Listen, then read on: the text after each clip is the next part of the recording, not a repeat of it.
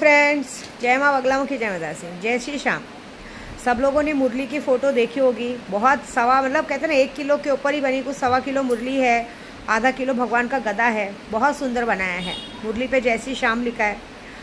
मेरे ज्वेलर का thank you, उसने बड़े मन से बनाया है वो चीज़, और ये सारी चीज़ें बहुत अच्छे से हुई है।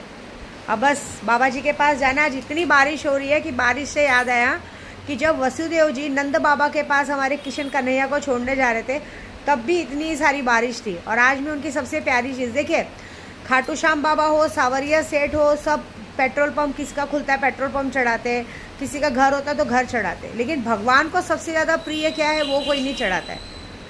मुकुट तो चढ़ा ही रहते हैं, मुकुट चढ़ाते हैं। लेकिन पता है आपको, कृष्ण कन्हैया को सबसे प्यारी उनकी बांसुरी है, हनुमान जी को सबसे प्यारी उनकी गदा है। मेरे मन की इच्छा तो ऐसी है कि हम किसी को भी अगर कोई गिफ्ट करें तो जो उन्हें काम आए वो गिफ्ट करें। आज तो मैंने सिर्फ 1.25 किलो चांदी की, मतलब 1 किलो के ऊपर है, 1 किलो के ऊपर चांदी की बांसुरी बनाई है। बांसुरी इतनी वजन है कि मुझे ऐसा लग रहा था कि मेरा लल्ला होठ पे लगाएगा कैसे, हम ही उठा रहे तो इतना वजन हो रहा है, उनके हाथों में कैसे आएगा, उनके हाथों में दर्द ना हो। लेकिन तो भी मैंने रिक्वेस्ट की अपने शक्ति भाई से कि इन्हें बाबा जी के होठों तक लगा देना, बांसुरी का मान बढ़ जाएगा। तो बोले आपके सामने लगाएंगे, आप टेंशन मत लो। अभी तो मैंने सोचा है कि ये तो बस एक कहते हैं एक छोटी सी भेंट है भगवान के लिए। जब मैं अपनी 1 नवंबर को मैं निकलूँगी कामाख्या की यात्रा के लिए, तब मैंने सोचा है, मैंने बोल कर आई ज्वेलर को कि मेरी इच्छा है कि मैं भगवान को सोने की बांसुरी चढ़ाऊँ। तो अगर भगवान ने जिस तरह से हमें पैसा देने वाले उस तरह से दे दिया तो कम से कम नहीं, कुछ तो बड़ी बात नहीं करूँगी, कम से कम चढ़ाऊँगी जितनी भी 1.25 किलो की तो सोने की बांसुरी चढ़ाऊँगी। नहीं तो मैंने बोला है कम से कम 5 तोले की बांसुरी बनवा के खाटू श्याम बाबा को सोने के ले जाके चढ़ाऊँगी। मेरी बस एक ही इच्छा है कि मेरे और मेरे सारे यूट्यूब वालों की हर इच्छा पूरी करे, घर हो जाए, सब कुछ हो जाए।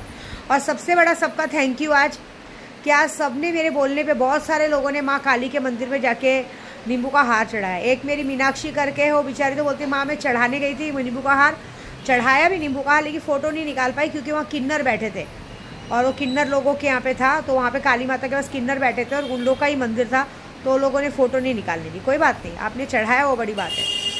तो नींबू का हार चढ़ाया आज, कहते हैं ना भगवान भी खुशी के मारे इतना बरस रहे हैं। बहुत बहुत थैंक यू। बस अभी अब यात्रा पे निकल रही हूँ। अब उड़ीसा की यात्रा है, इस बार पूरी यात्रा कृष्ण भगवान की है और अब नवरात्रि की भी तैयारी करनी है। तो बस इसी तरह से आप जुड़िए और इसी तरह से अपना काम के ऊपर ध्यान दीजिए। और कल परसों राधा अष्टमी है, राधा जी का जन्मदिन है। कृष्ण जी के मुँह कहते हैं ना राधा राधा राधा नाम जपो तो कृष्ण जी सबसे पहले सिद्ध होते हैं। तो मैं झूठ नहीं बोलूँगी, मैं राधा रानी के लिए तो सोची थी कि जिस तरह से हमारा काम होने वाला था मैं सोने के पायल चढ़ाऊँगी, लेकिन उतना हो नहीं पाया।